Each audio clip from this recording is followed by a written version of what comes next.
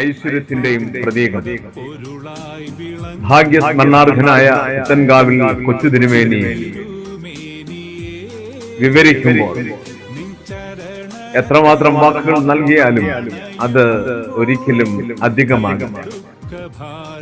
മലങ്കര സഭയുടെ ഗാനഗോകുലം ആരാധനയുടെ മകുടമായി ദൈവസന്നിധിയിൽ സ്തോത്രത്തിന്റെ യാഗങ്ങൾ അർപ്പിച്ച ഉത്തമനായ ആചാര്യ,